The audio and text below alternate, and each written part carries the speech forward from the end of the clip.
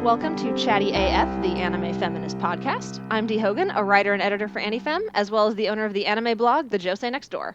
Hey, I'm Vrai Kaiser. I am an editor and contributor for Anime Feminist, and you can also find me pretty much everywhere online by throwing Vrai Kaiser into Google. Hi, I'm Caitlin. I'm also an editor and contributor for Anime Feminist, and I run the blog I Have a Heroin Problem. And today we're continuing our watch-along of the 1990s fantasy shoujo classic, guilty pleasure, hot problematic mess. All of the above. However you want to think of it, all of the above. However you want to think of it, it is called Fushigi Yugi. Today we're talking about episodes 8 through 14, which takes us from Miaka returning to the book world up to her helping a pair of bandits reclaim leadership of their gang. And just as a heads up, the show does tackle some difficult topics this week, so I want to include a content warning for discussions of rape and sexual assault. As a reminder, all three of us did watch or read at least part of this series back in the day, so we're familiar with the story, but watch-alongs are intended to be newbie-friendly, so we'll avoid any specific spoilers and we'll do our very best not to get ahead of ourselves. That said, I did something silly and chose a stopping point this week where you don't technically know the identity of Toski, the next Suzaku warrior. It's debatable whether this counts as a spoiler since he's in the opening theme, but if you really don't know and you really want it to be a surprise, then go ahead and watch the first 15 minutes of the next episode and then come back to this podcast and we'll go from there. Okay, let's get this show on the road. It's not just in the opening theme, it's in the next episode preview, which, by the way, those are spoilerific. They know. They're like, you've all read the manga. You know. Right. You're just here for the really good voice actors voicing these characters you've been crushing on for years. We know. We know why you're here. It shows him flashing the sign and everything. That's beautiful. Okay, I guess you could just go watch the episode preview then, and you're good to go. But anyway, okay, so let's start this off just with kind of some personal reactions. How did everyone like the episodes? Were they better or worse than the last batch we watched? Were they better or worse than what you remember? Just kind of general thoughts going in. I think we're hitting probably the best stretch of the show right now.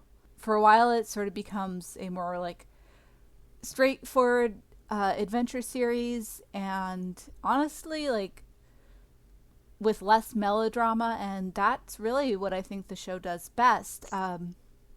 When Miaka and Tamahome get separated, Miyaka's a much more interesting character. The character's motivations make sense, and it's not just everything is awful all the time. It's the most enjoyable the show is. Fushigi Yugi got good for a hot second.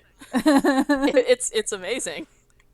Yeah, my favorite part of the show is pretty much the episodes we watch here through basically the end of part 1 with some wiggle room in there. And yeah, so I do feel like it's starting to hit its stride. I noticed this time around, I try to take episode notes just to kind of give myself an idea of things I want to talk about as we go forward. There were a lot more all caps notes this time around, both in terms of frustration and excitement.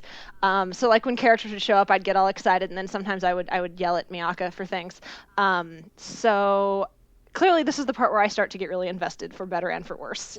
It still has its fair share of problems, but I do agree with both of you that it's genuinely a fun adventure story with a romantic backbone. Yeah, it is interesting I think, Caitlin, you were the one who was telling me that Watase isn't really interested in romance, and that was an editorial mandate, but at the same time, this stretch of episodes aside, it feels like the show would be absolutely gutted without that big melodramatic sweeping element to it, and the love triangle stuff.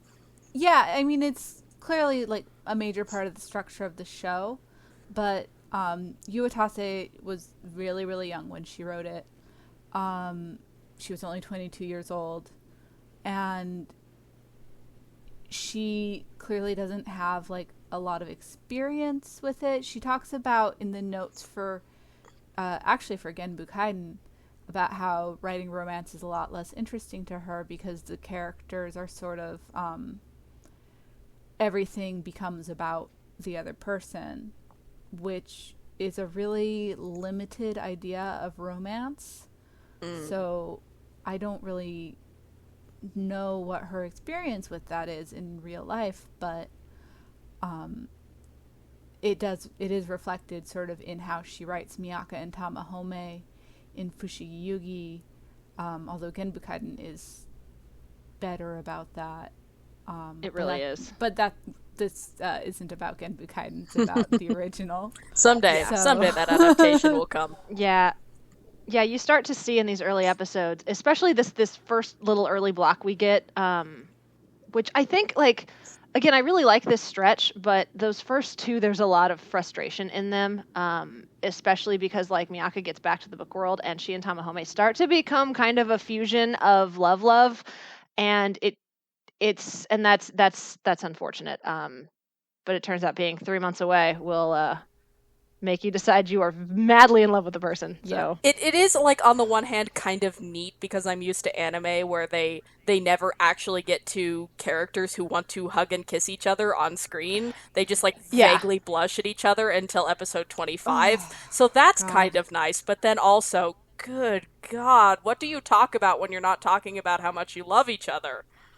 Yeah, and that's always sort of a sticking point in romance shows for me, not just in anime, but in pretty much anything, is that the characters don't often have anything in common. I don't know what Miaka and Tamahome have in common other than Suzaku. Right. Like, yeah, it's all hormones. It's hard to know what they would talk about if they weren't talking about all the wild drama currently going on around them. Right. In terms of, like, summoning Suzaku and stuff. I mean, they have kind of a fun dynamic at times, kind of a back and forth, like when Tamahome finds all her real world stuff and tries to steal it. Like there's some amusing moments between the two of them, but none of it's all very much related to what is going on within the story. Right. And it's like, okay, well, after this is all over, what's going to be left? Right.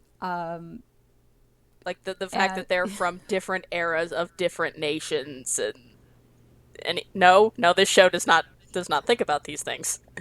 Well, I mean, in the shows, in the characters' defense, I don't know. There's always that line between, like, are we talking about the author, or are we talking about, like, in the world itself? Yeah. No, like, I totally get why teenagers are not thinking about what are our strong moral standings that might fare us well through the decades of our time together. Yeah, no, they're thinking, this person is cute and I want to smooch them. Yeah. Yeah, and I mean, it's believable that they're sort of thrown together by hormones and drama, and that's sort of what causes them to cling together. And the readers, that's sort of what they're thinking about. We, however, are old. Right. Older. So older. Yeah, and in fairness to us, the olds, like, it totally makes sense in character logic, but then there's also this tonal overarching thing that this is, like, the grand star-crossed lover thing. Mm-hmm. Like, it places such importance. It goes, well, and the early episodes I thought did a better job of making it feel like teenagers who have a crush, and now it's starting to feel like this earth-shattering romance for the ages. And it's a little hard to latch onto because, like you said, it's hard to know exactly why they're so into each other. Yeah, it makes the jump very quickly, too. Yeah. Mm-hmm. Yeah, like, she gets back and all of a sudden it's like bubbles and pop music in the background and mad declarations of eternal love. Yeah, it's a very sudden turnaround, which I did not remember it quite happening quite that quickly. It is. They're also very bad at communicating, which is, again, kind of realistic. To me, one of the things I am kind of appreciating about Fushigi Yugi this time around is, like, if my love story is a guidebook for how to have, like, a healthy teen relationship, Fushigi Yugi in a lot of ways feels kind of like how actual teen relationships tend to go down. Yeah. but with much bigger consequences. I mean, like, this was famously bad communication, the manga, like, back in the day. Yeah, and we start to see that definitely this week with Miaka deciding that she just needs to go to Kudo by herself, and she's going to lie to everybody on the way to that decision. Well, and also the first of many instances of characters overhearing things in exactly the wrong context. Oh, yeah. That is a major part of the plot hinges on that. And, you know, I've been sort of going through this watch through trying to give Miaka the benefit of the doubt generally, because it's really common to hate on her because, you know, she's not very smart. She messes a lot of things up. But, like her actions and her choices, like, they make sense for a teenage girl. You know, she's very impulsive and she's, like, always sort of doing what seems right in the moment. And, like, when she is back in the real world, she's sort of waving wildly between, like, oh, I need to get Yui back, which, by the way, that's a huge leap of logic for Miaka to make. It doesn't make sense as a character that she would figure it out. Like, she's just like, where is Yui? Where is Yui? And then she just comes to her in a flash. Oh, she must be in the book still. Which I do appreciate, but... I mean, and I could kind of see it, like, enough weird stuff has happened at this point that and she's got the book on her mind anyway, and it's weird, it's really bizarre that Yui hasn't gotten in touch with her since they were working together through the book, like, not very long ago. So I can kind of see how, honestly, as a kid, it bothered me that it took her as long as it did to figure out what had happened. Yeah. See, but it's such a huge leap that it's like, she has no way of knowing that this could have happened. I don't know. It seemed very convenient for me that she figured it out all of a sudden. But she's also, like, talking a lot about how she's coming back for Tamahome, and she never really reconciles that she could be doing both. Yeah. And the fact that she sort of switches back and forth between these two different motivations for going back it drives the plot. Like, 1 second she's going back for Yui and she's excited to see her again and save her, and the next second it's all for Tamahome, and then they make out in a dark temple in the rain. A lot.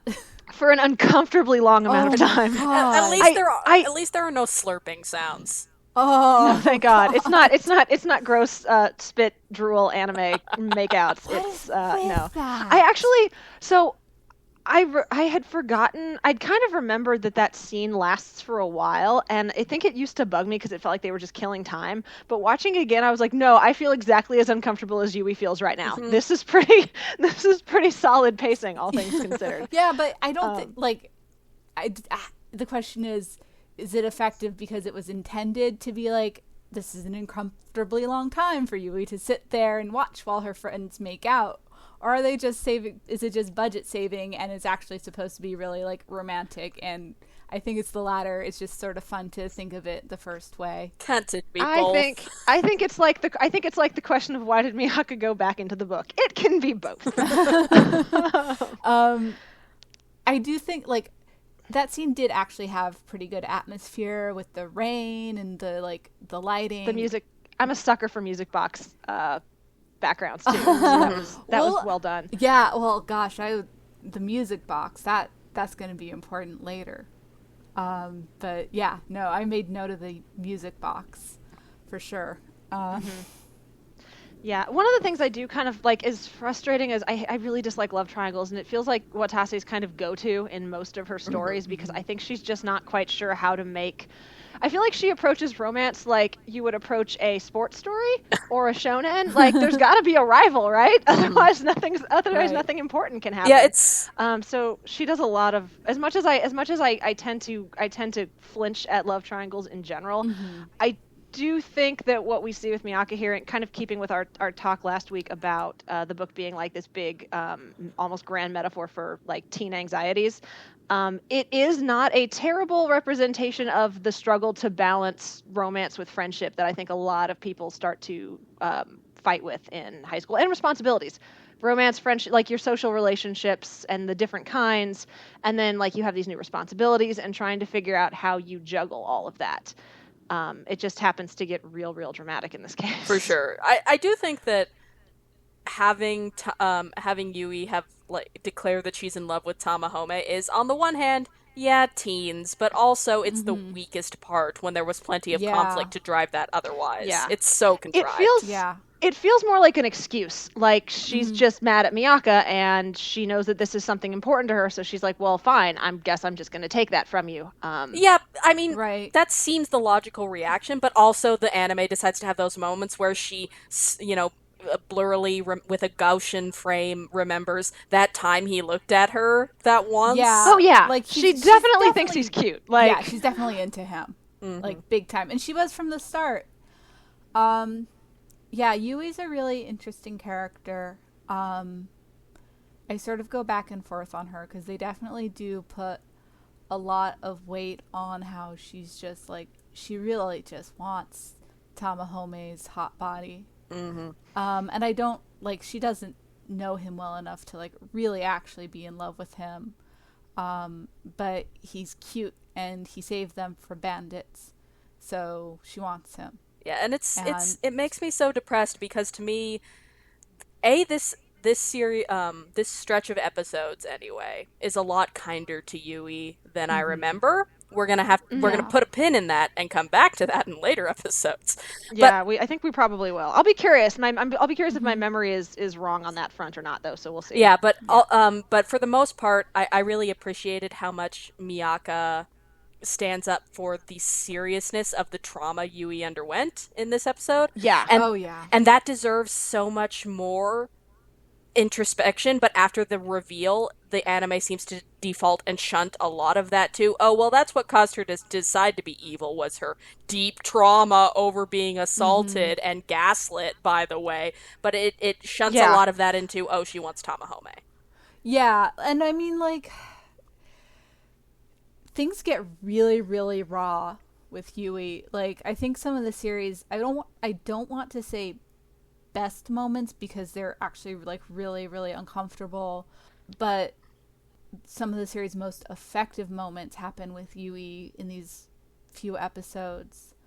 When they're in the temple of Seiryu and she is sort of first turns on Miaka and she's just screaming at her and blaming her for her pain and everything she's gone through, and it's so rough because she's hurting so bad and she just needs someone to blame, and their friendship already had cracks and Nakago found that and exploited it.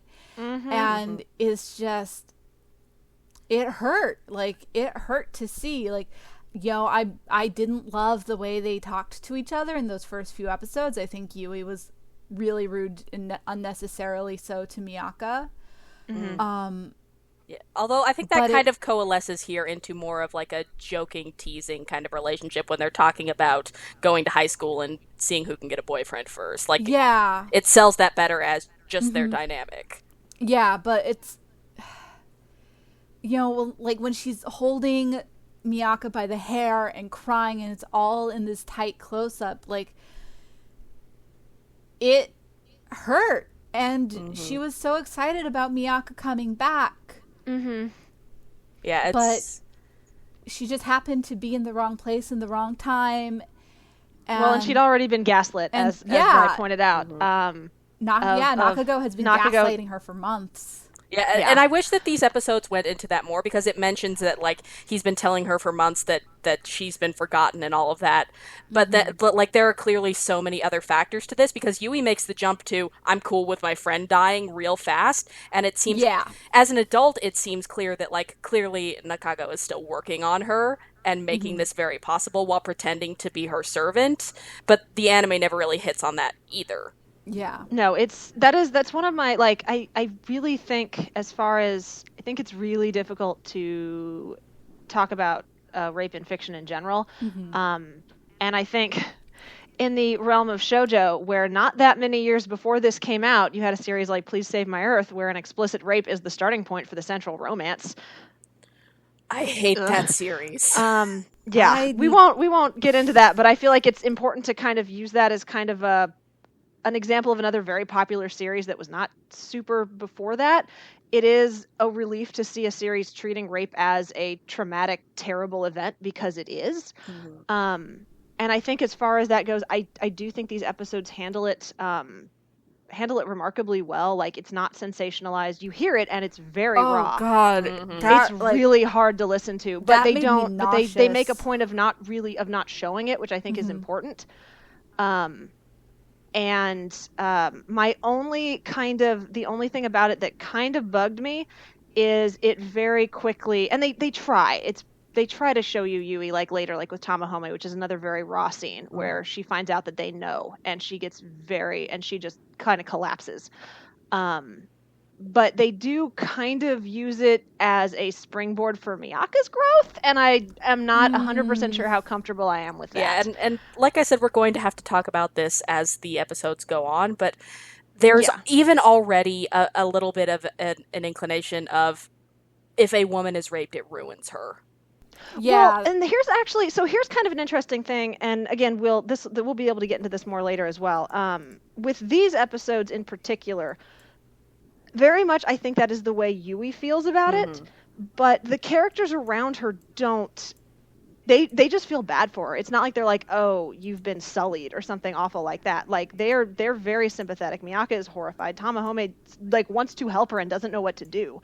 I mean, that's why I was so surprised, is because, those elements are really much stronger than I remembered. At the same time, though, like, it does, like, increased sexualization after assault is a thing that happens for some people. It's just down to an individual thing. But in fiction, it tends to turn in, well, you had sex once, so now you're and she has that scene where she's just lounging around in a shirt, and, like, I don't trust that the anime is doing this with the best intentions. I mean, she, like, I feel like she spends a lot of time not wearing pants now that she's evil. I feel like that's a thing. I wouldn't say she's evil. She's become an antagonist. Well, quote unquote, I don't think evil. the series wants. Yeah, I got it. Like I said, it's one of those things that I think is done relatively well here, but I am keeping a sharp side eye on. Oh, absolutely. We will keep an eye on that and see how it progresses. Yes, because Fushigi Yugi is nothing if not inconsistent. And it does make a really heavy overuse of rape as an easy go-to for drama. And Miyaka's in trouble. First thing that happens is that she's being sexually threatened. Freaking everybody tries to assault her. Yeah, it's terrible. I think. I'm sorry, not everybody. Asterisk, not Chichiri. Chichiri is busy. He got shit to do. He's busy being a fucking adult. He really is. We will spend. I hope we spend some time with him. But kind of just keeping with this particular line of the assault. Like, even the characters we're supposed to like. What did I send to you guys earlier today? In the world of Fushigi Yugi, 90% of the men will either assault you, try to assault you, or stand passively by and watch somebody else assault you. Yeah, like Tamahome and Hotohori both push Miaka down on the bed and kiss her at some point, and that's not cool. Don't do that. It's not romantic. It's bad shit. Because they're not doing it as this is a moment where it seems like it might be appropriate. Like, Tamahome does it this time because she's like, hey, no, we should keep our distance right now. Let's just try to cool it for a bit. And he responds by pushing her down and kissing her, and that's not okay. Hey, cool boundary. Well, then she's like, hey, quit. And he's like, no, you have to explain this better. And I'm like, Tamahome, shut up. Right. You're being an ass. Yeah, and then Hotohori comes in and they just he has the moral high ground. Yeah, and he treats it like Tamahome has done this terrible thing when Hotohori was doing that exact thing a few episodes ago. And then does it later in the next episode. And at least Tamahome has the basis of the two of us have declared our love for each other. Yeah, like they already have. Like, it's not okay, but at least there's a relationship there. Hotohori doesn't even have that. Like, and then Hotohori comes in and starts waving his sword around, and they're just having this metaphorical dick measuring contest. Oh my god, that seems fragile hilarious. Masculinity. Yeah, Miyaka's watching it, and I'm like, girl, you should just stay single. She's not yours, Hotohori. Yeah. She doesn't fucking belong to you. I do think it's kind of hilariously interesting, or like sort of fair game, I guess, in the world of Fushigi Yugi, that like, you know, on the one hand it's not good that the female characters are like defined by this like romantic triangle love rivalry, but at the same time the guys are too. Like everybody in this stupid show. Except for poor Nuriko, who's like crush on Hotohori. Nuriko was in that rivalry situation with Miaka in the early episodes. Mm-hmm. That has thankfully abated as the two of them have become like legitimately kind of cute friends. It's real cute. Nuriko and Miaka. I honestly love the scene where Miaka comes back and she's like, "Nuriko, you're just as gay as ever," and Nuriko's like, "You're just as dumb as ever." Yeah, it's got to give it a good give and take in that scene. Mm-hmm. Mm-hmm. Yeah, it's like, on the one hand, it's not my favorite because holy shit, the homophobia in this stretch of episodes, but also just as far as it reflects their like cute bickering dynamic, I'm all about it. Yeah, and I mean, there are people who like would be okay with that. Like, you have to have a certain comfort level with people. Like, you don't just do that with like someone you just met like a week ago. But like, I know people who like that would be totally acceptable to say to them, playfully. Yeah, I think there is a level of trust in there that makes it more okay for them. It's just... Well, and it's one of those things that would be just straight up cute, I think, if it weren't for the fact that there's all these other bits of just... Of running the gamut from insensitive to just straight up mean-spirited homophobia within the show. That every time it comes up is so jarring, and I think a part of me kind of has sort of an impulse to go, well, it was the 90s, but that's not a good excuse, and I shouldn't give it leeway because of that. I mean, I get the inclination because this is a show you love, but also, what the fuck, Fushigi Yugi? Well, it was the 90s, and like, it's not that it was okay, but people were more ignorant. It wasn't as well exposed. Like, it's still ignorance. I don't know. It's not like a cut and dried thing. It's a product of its time. But yeah. Oh god. And of course there's certainly the fact that, you know, like somebody like Togashi was a lot more progressive in certain issues, but wasn't able to do certain things based on editorial mandate for a long while, and all that stuff. Listen, I hate Bakuman. But Bakuman does occasionally give some interesting insights into the industry, and one of them is like the amount of control that editors have over the output. And I don't know how dramatized it is, but there's definitely like at least a grain of truth in it. Yeah, one gets the impression that if there was progressive thought, it was squashed, while the really horrible shit was either encouraged or just allowed to go ahead. Yeah, I always get the sense with, I mean, I know I said last week that I felt like Watase's heart was in the right place. I don't know if that's exactly the right way to word it. Nuriko is a very likable character, and I think that is worth mentioning. But there are also a lot of issues with the development along the way, and the fact that you have a character like Chichiri who is basically defined as being like almost too nice. Even him making a really nasty remark tells you that it's not like well, there are characters in this world that are homophobic. It's like it's baked into into just like the writer. Yeah. Does that make sense? That was the moment that was honestly the most shocking for me, because it was Chichiri. Yeah. And it was like, whoa. Yeah, Chichiri, I thought you were better than this. Line. I hate that line because it's very out of character, and it does. Do we want to specify the line for our listeners? Yeah, like Nuriko calls him a weirdo, and Chichiri responds better weird than gay. Yeah.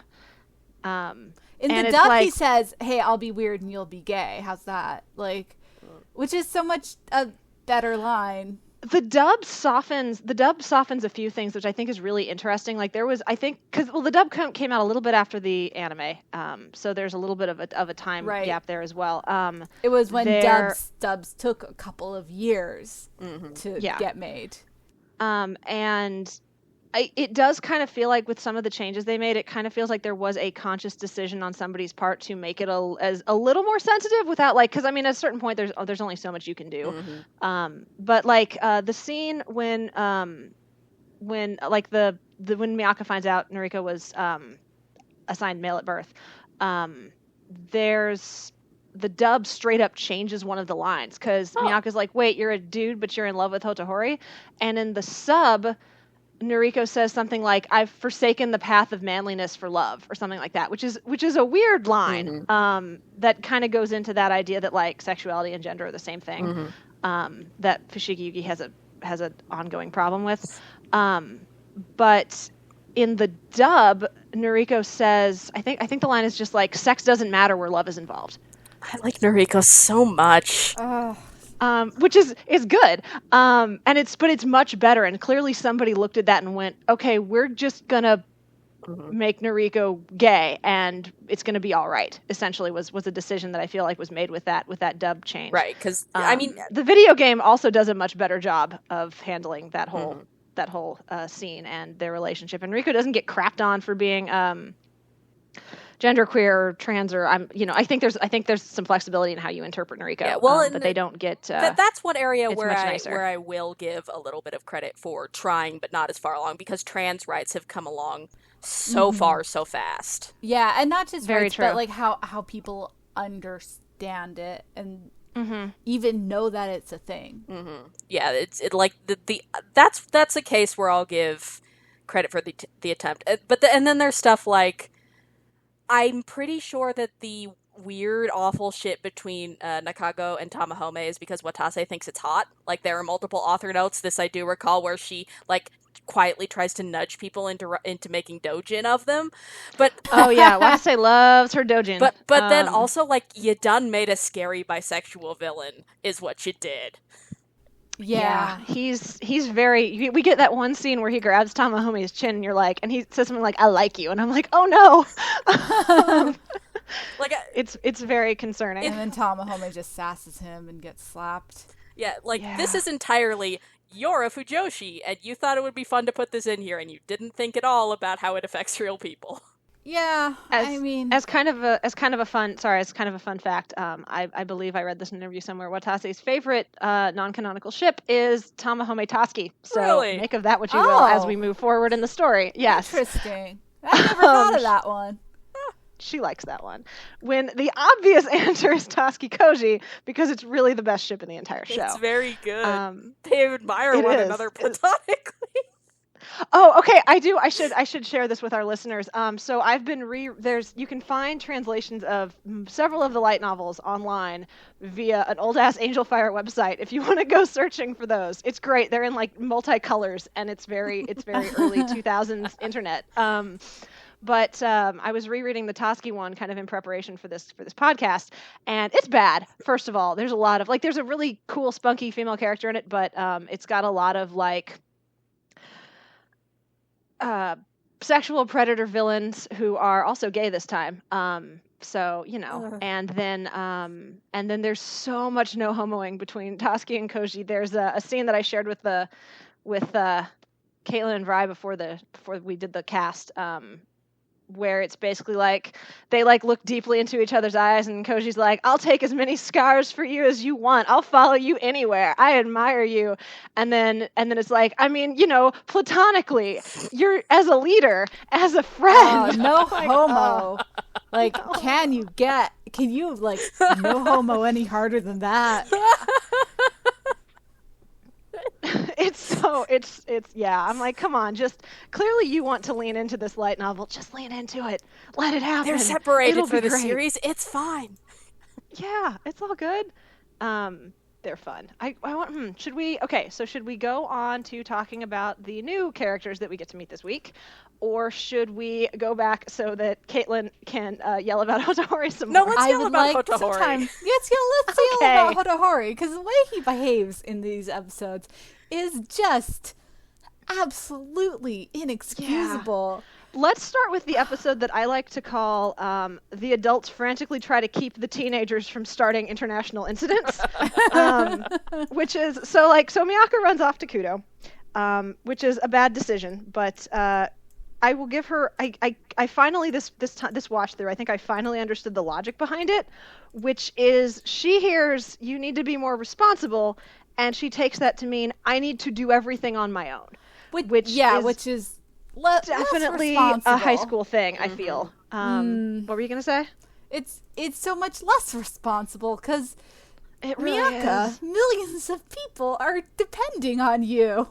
Yeah. Well, and it would be one thing if Tamahome was like, no, you can't, I won't let you. And she's like, fuck you, I'm going to go get my friend. But he doesn't. He's like, let me come with you. I want to come with you and help you do this thing you're trying to do. And she still won't do it because she's like, no, I can't ever put anyone else in danger ever again. And she gets a real bad martyr complex, which started last week and is continuing. Yeah. And that's actually, that's something that I really liked about this stretch of episodes is, I mean, it's not great that Yui's assault was used as a springboard for Miyaka's growth, but that growth was there and it was important, and she starts to realize the impact she has on this world. Yeah. And that she is important, and that her life, just her staying alive, is really important. That people are dependent on her. And I think the series does a pretty decent job of that. It's like what happens to Yui is part of it, but you can already see her moving in that direction pretty much from the moment Chichiri drops those fat wisdom beats on her. Right. That she starts to think, oh wait, there's more going on. I need to be, and then so then she finally goes, okay, no, this is real. I have to take this seriously. After like a combination of things happen. It is definitely very lucky that Miaka is in kind of a broad sweeps melodrama series, because she just gets dropped into this and assumes that she's on the right side of this international conflict because that's where the hot people are. That is a point. Yeah, like evil people are ugly. Didn't you know? Yeah, they're either ugly or they're foreign. So Nakago is very, very strongly coded as being Anglo-looking. Blonde hair and blue eyes, the foreigner. Yeah. Oh yeah. Like I know everyone in this series has like crazy different colored hair, and that's sort of always the discussions. Like none of them look Japanese, but it's like he's got, or Chinese, I guess, in the context of the book. But East Asian. But like he's got sort of that foreigner coding. Foreigners in anime tend to be drawn as like shiny blonde hair, big, even bigger blue eyes, and if it's a woman, big boobs, and if it's a man, just sort of a larger build in general. And unfortunately, historically, that she couldn't give him a gun, so he's just got huge shoulder pads. Or just saying, hey, he can fuck fire all off. the time. He can fire off chi blasts. That's kind of like a gun. But like, yeah. So Nakago is very much coded as being visibly foreign, compared to everyone else. Like, and he's almost the worst. Okay, he is the worst, but we have a couple of characters who are the worst. Yeah. Which circles back a little bit to what I was sort of getting to with Miaka running off to I Kudo. took that No, on it's a okay. tangent. We had a really good tangent there, and I'm cool with it. But is that so? Miaka goes to Kudo, and one thing I thought was kind of interesting watching this again is how every other character sort of reacts to Miyaka's attempts to be proactive, even though she doesn't really know what she's doing. Because like Tamahome's cool with it, but he wants to go with her, even though she tells him she doesn't want him to. He's very insistent that he's going to go with her. Nuriko kind of just lets it happen. Yeah, Nuriko. I wish Nuriko were more active. Nuriko tends to be like in these episodes. Yeah, in general, Nuriko gets plenty to do later. Yeah, but okay. Anyway, they do get sidelined a little bit here. Chichiri does kind of what like I feel like possibly a good parent would do, which is goes, okay, well you're an adult, you have some wiggle room here in terms of agency, but I'm going to keep an eye on you, so if things get bad, I can be here to support you and get you out of trouble. Meanwhile, so all three of those reactions, I think we can talk about like the levels of good there, but to me they're all pretty decent in terms of kind of respecting what Miaka wants to do. Hotohori, meanwhile, goes, I'm going to go after her and bring her back. This fucker. Yes. And Poor, beleaguered, I can only imagine, very stressed out advisor, I guess, has to go, dude, you will start a war. You do know that, right? You do remember you are the emperor, right? And then when Chichiri Dad tries to enable this bad fucking awful decision, Hotohori slaps an additional dick card down. One more. Wait, explain that. Because, like, he's like, okay, I'll pose as you so you can go do this stupid thing. And then Hotohori, instead of being grateful, is like, you don't look sexy enough to be me. Yes, right. He's such an asshole about it. It's like, this guy felt bad for you because you're clearly sad that you can't go on adventures with your new friends. I'm going to do you a solid. Thank God I took that poli-sci course in college. I got this. Okay, actually, sorry, can I share some of my useless Fushigi Yugi knowledge? Please. Of course. There is a paper-thin reason why Chichiri deciding that he can be the emperor for like a month is maybe not the worst idea ever and kind of has some logic in world. And this will never come up in the anime, so I can just mention it here. It's just in the light novel. There is a throwaway line in the light novel that I realized this last time I was rereading it and just kind of started chuckling, where it's sort of offhandedly mentioned that his family were well-to-do government officials. Huh. Oh. So he probably there's like a pretty good chance that was kind of what he was gonna do. And now he's a monk, and we'll get into why eventually. But so there is at least kind of a reason there where he could think to himself, well, I kind of know about politics.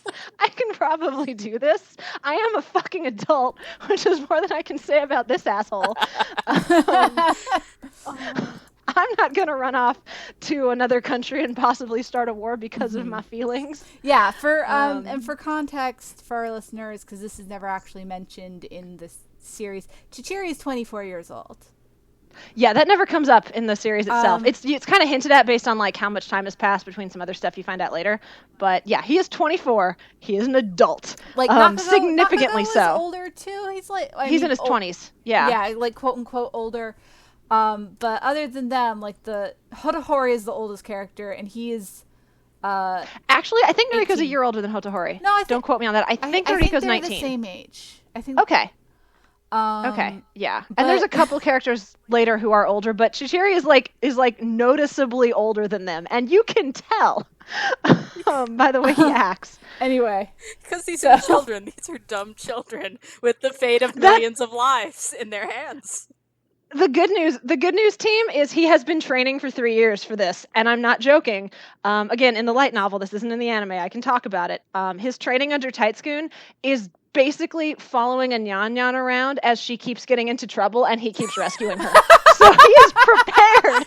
By the way, he is prepared for children running off and getting into trouble. As of this episode, I officially hate Taitsukun and everything. That's fair. Everything to do with, because like between the Nyanya's horrible homophobia towards Nuriko, and in this episode, her being like, her talking Miaka out of her trauma by being like, you know, Yui that just had bad luck being raped. I'm like, I hate you. Yeah. I hate you. I officially hate you now. I mean, it's like it's one thing to say, hey, don't blame yourself, but good God. I mean, in a way, it was bad luck though. Like that's sort of like Miaka was lucky. Yui did have bad luck, and horrible things happened because of that bad luck. I mean, it's one of those things of like, you're not Rai's wrong, you're just an asshole. Right. Yeah, it's one of those. It's so callous the way Taitsukun goes about it, which is yeah, it's very bothersome. Yeah, Taitsukun's a jerk. It turns out. Well, she is a god, and traditionally gods are assholes. Point. That's also fair. Anyway, Hotohori being an asshole. Oh yeah, Speaking was there of anything assholes. else you wanted to add to that, Caitlin? I know you're coming down from the fact that you used to really like him, and now you're like, why? So you probably have a lot here. Yeah, well, there's this. He just acts so entitled to Miaka and like so tone deaf for her, like everything she's going through and her every emotion, and he just wants to protect her. And he acts like and he says he loves her, but like we said last episode, he loves the idea of her. Mm-hmm. But he still will not like fucking leave her alone, and he doesn't treat her with like she has any kind of agency. And it really came to a head for me when they were in the forest. Tamahome had just gone to Kudo. Miaka is understandably super upset. And Hotohori shows her a note that he left that said he loves her, and then immediately makes a move on her. Right? It's worse in the manga, by the way. In the anime, he just hugs her. In the manga, he, like, straight up kisses her. He tries to kiss her. Like, she stops him, but he starts moving in for the kiss. And it's like... What the fuck, dude? Hotohori? Hotohori has no concept of... I mean... It's kind of interesting to me because canonically, like, not canonically, in the context of an emperor figuring out he likes somebody, I think the way he behaves is kind of on point, but the series doesn't seem to realize he's being awful. Yeah. Right. Not as much as it should, I guess. Like Miaka does push him away, and she's like, no, quit it, and, like, she clearly doesn't want it, and so the series, makes that. But there's still this sense that, like, Hotohori is still being painted as kind of like this... It's a sad love triangle. This sad, lonely, unrequited love thing. And it's like, he's also being an asshole, right. So there's that. And then there's that moment later where Miaka then feels guilty because his unwanted feelings are causing him pain. And that is such a real thing, and I felt for her so much. It is. Like, he's made it her problem. Yeah, and that's really unfair. He does at least acknowledge that he knows it's unfair. But if you know it's unfair, then don't do it. Yeah, just keep your goddamn mouth shut. Why do you have to tell her now? When she's got so much on her plate already. Because this is his chance, Caitlin. Her this best is his chance. Tamahome's gone. Has betrayed her. Her boyfriend is a prisoner in an enemy country, and now she's got this fucker being like, "Hey, I love you," and she is totally the type to internalize everything. Oh yeah, because again, martyr considers complex. Everything her fault. And so now she's got guilt on this on top of everything else. What the fuck, Hotohori? Like, not okay. It's awful. Oh my god. It's and you know real what? bad. He is old enough It's to so know bad. better than that. I agree. I am inclined to agree with you that at 18 you should have your shit more together than he does. Right. Especially if he's the emperor. Like, he clearly would have had to grow up fast. He didn't, though. He super didn't. Oh gosh, you're right, because his mom kind of did everything for him. So, I guess not. He is a large child. They're all children. Except for Chichiri.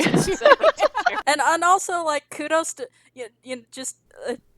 kudos to, in comparison to Taisuke, the guy who's trying to go out and villain's Taisuke? Taisuke, who's trying to go out and be like, villain's got a vil, I gotta make an example of you. Maybe not though. Like, he's better at this shit than Hotohori is, while trying to be awful. Oh man. Yeah. Speaking of adults who are not assholes, what do you guys think of Keisuke? I want to talk about Keisuke Miyaka's brother? Bit. Yeah. That's good. Yeah, I've always kind of liked him. He very much reads like just an older brother. I like that when she tells him the story of the book, he clearly doesn't believe her. Yeah. But he kind of humors her. He's like, okay, assuming this is true. Which I thought was really kind of a nice thing to do, because why would you ever believe that? Right, but everyone else in the real world sort of treats her like an idiot, and he doesn't. Like, he's so, like, super respectful to her, and it's just very, very sweet, and he is such a nice, good big brother who's very supportive of her, and I love him. Yeah, but at the same time, he's also still a brother. So on the one hand, I feel really bad for him having to read all these really awkward romance scenes with his go sister. into that. He's so uncomfortable with it. But, like, he's remarkably nonplussed by all the horrible things happening to his sister. He is reasonably chill about it. Yeah. I think he starts to get and there's a line early on where he's almost not sure that it's actually her. Like, he's reading it like, and because I screen capped it because I thought it was kind of hilarious. He's like, is Miaka really the priest of Suzaku? I mean, and there's a don't pause. think He's like, why is she so popular? He doesn't actually believe it's not her. He's just like, seriously? Right. This is my sister? What? Like, you saw her vanish into a book, my dude. Like, at that point. Yeah, no, it's... Keisuke is really good. No, I do like Keisuke. He's a good older brother in a genre that doesn't always have good older brothers. So, well, in a genre that nice often, even in Yuatase works, in a genre where the older brother frequently wants to do inappropriate things to their sisters. Yes, frequently. Low bar. So it's nice that low bar, but cleared. He cleared it. Yay! He cleared it with ease too. So he's got that going for him. We are. Let's see. We've touched on pretty much everyone. Nuriko continues to be awesome, right? Yeah. Like we didn't get Nuriko's kind of sidelined in these episodes, but so I feel like we should I at love least them mention so that Nuriko's much. still pretty great. I love them so much, and I feel for them because their traveling outfit is excellent, but also like the fact that they immediately go back to female dress as soon as they're back in court kind of hurts my heart a little bit. Mm-hmm. Oh, that's a good point. Yeah, I do like that their road clothes are like they're masculine in the sense that women just didn't wear pants. Right. In this time period, but there is kind of a gender neutral quality to them in that there is kind of that long sort of skirt thing going on with it. And so, pink. And pink. And pink. It's very pink, which, as we know, is the color of the ladies. It's true. So, it's a very thank you. It's a very cute look that they're rocking. Mm-hmm. It is. I like it. I one thing I really like about Nuriko is I feel like in some ways they not only improved the story just by existing in it, but they improved the other characters. Like the couple of moments I almost enjoy Hotohori is when they're interacting with Nuriko. Yeah. Is when because like when he like is getting ready to like chase after Miaka and Nuriko gives him shit about like, oh, you run away so well. He's like, I wasn't running away. So sure you weren't. It's really it's kind of cute that as Nuriko kind of spends time with Hotohori, there's less of that kind of starry-eyed like teen idol thing going on with him, and their relationship is developing in a way that would be really fun if the series weren't just so shitty to Nuriko. Yeah. And gay characters in general, like that poor cute bandit who he just liked Hotohori, okay? It doesn't matter if he's a man or a woman. Like, he's just beautiful. It pisses me off because they could have so easily had him get a crush on Nuriko instead, but that might have been in danger of being reciprocal, so we can't have that. We only have sad gays and evil bisexuals.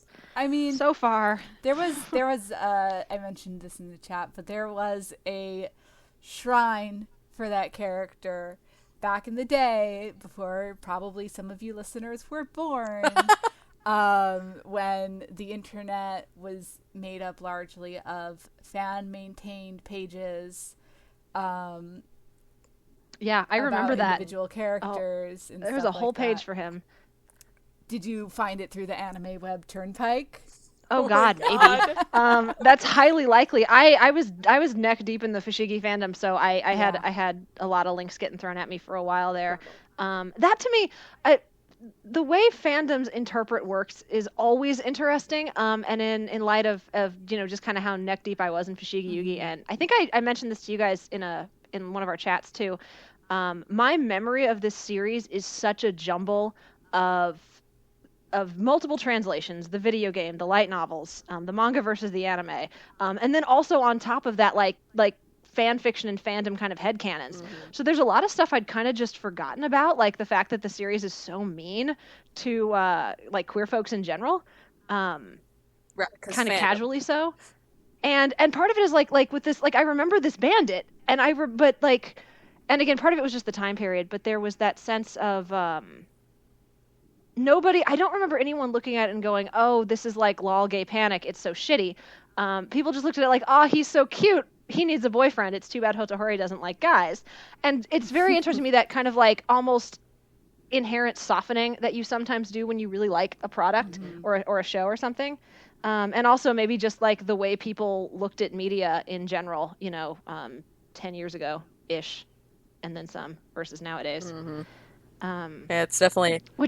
It's like, have you read, like, even from the early 2000s /fic? Now, it is a trip. No. I never got into /fandom a million Me years neither, ago. really. It's something. I'm, like, more into watching boys kiss at 30 than I was at 15.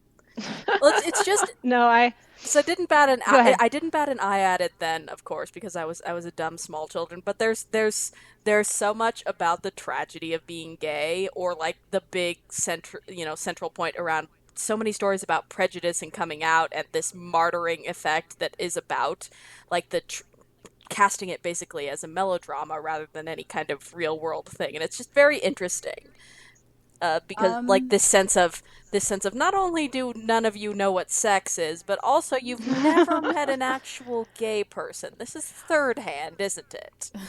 And I remember kind of push, because I didn't read like a lot of Slash, but I was sort of aware of it, and I remember the few I read, it bugged me because it just felt so inaccurate, and like it wasn't like I had a deep background in it either. It just felt kind of off to me. So I do know I think I know what you mean about that. On the other hand, I wasted a lot of years of my life not shipping Toski and Koji, and I regret this now. They're very good and adorable, and Toski is a good character here. I like him. Yeah, let's talk about our trash bandits to finish off, because we get one episode with them, and they're enjoyable despite also being problematic, like pretty much everything in the show. Because, like, I think it's really, again, sort of interesting for in terms of the time period, and kind of like maybe what it tells you about Watase's feelings about guys in general, in that we're sort of supposed to immediately, how do I put this? So the stuff with Aiken, the like evil Reikaku boss, who immediately tries and halfway succeeds in sexually assaulting Miaka. So Caitlin got to add that to her counter. Is like clearly an awful person. And the other bandits are like automatically coded as being slightly better because they just want Nuriko and Hotohori to serve them tea and hang out with them. But on the other hand, creep Aiken is. Sorry, what? They do talk about what a creep he is. Yeah, but at the same, and then you get the shot of like Koji walking away, and like he pauses, and he clearly is not like emphatically not okay with what's happening, and feels very like upset and bad about it. But at the same time, they all just let it happen. Yeah. Mm-hmm. And I think so that kind of passivity there is sort of interesting to me in terms of like rape culture in general, I think, and also the fact that the series is clearly coding. Koji is being coded as a good guy who will like help you out later in the story at that point. And that's our coding for a good guy is not 100% cool with just having your way with somebody, which is a shame. And then of course Toski's first thing is like trying to kiss Miaka, because I guess that's just how everyone has to enter the story, is by assaulting somebody. And then he gets, because like he stops, but then his line about it is, I don't like girls who won't even cry. Yeah, that made it weird. Like that's a very troubling line. The line in the manga is a little bit more. I think it gets sort of the point across of what's attempting to go on there, is that he's kind of trying to scare her so she'll be a good hostage. And the line in the manga is basically like it's like there's no point in terrorizing you if it's not going to work, basically. And so I mean, it's still bad, but the line is at least not so like rapey, right? But then he's immediately like, I don't even like girls, so whatever. He doesn't even like girls, you guys. No homo though. Yeah, I mean it's supposed to be like. It's supposed to be like, oh, I'm kind of a misogynist, not like, yeah, I'm super gay, but like also Fushigi Yugi. Oh yeah, I see you. Toski's honestly a much more interesting character if you read him as a deeply closeted gay man in a country and a time period where like that wouldn't really be okay. I'm prepared to ship him with Nuriko. With my very shitty memories of how things go. I mean, I'll fight you for him. I guess they can all share. Let's just OT3 this. Good plan. Koji can get in on it. It'll be great. Good plan. But no, like I like the weird way he kind of like goes out of his way, like you said, like villain's got a vil at the beginning, and then just immediately drops it. To me, is much more interesting if it's the sense of like, well, this is what you're supposed to do in this situation, so I think that's what I'm gonna do, even though I don't actually really want to. Yeah. But on the plus side, it does, and this might be a good place for us to end because we're getting close to the end of the episode, and we're on the hour too. it does give Miaka a chance to be proactive, which is Yes, cool. She's so that. great during this arc. It's good. She's a much, much better character without Tamahome around, because she has to rely a little bit more on herself. Like, yes, she's got her warriors around, but when Tamahome's around, she is all Tamahome all the time. And when he's gone, she's a little bit more aware of what's going on around her, and like thinking more about what she can do in any given situation. Yeah, I love that she just straight up punches him when he tries to kiss her, pretends and that's to be a boxer. Yeah, and she's like, I got this. And then when she's like, okay, I'll help you guys do this, and basically takes the lead on the let's retake the mountain quest. And that used to bug me. First of all, I also find that episode like generally pretty funny. Like I think Watase has a very hit and miss sense of humor, but when it hits, it's pretty good. Yeah. And Toski and Koji are kind of supposed to be like a man's eye routine, which is fun. Like duet comedy from Osaka. But that arc really bugged me when I was younger, that she wasted all those slips of paper on food. But at the same time, I had not really realized this until watching it again this time. She basically is the one who takes back the mountain. Yeah. Like, Toski and Koji do next to nothing in that final like fight against the other bandits. Yeah, like, she messes everything up, but she also, like, she bails herself out a lot of the time. Yeah, and when Tamahome's around, and I mean, she sort of bails herself out by way of summoning Tamahome.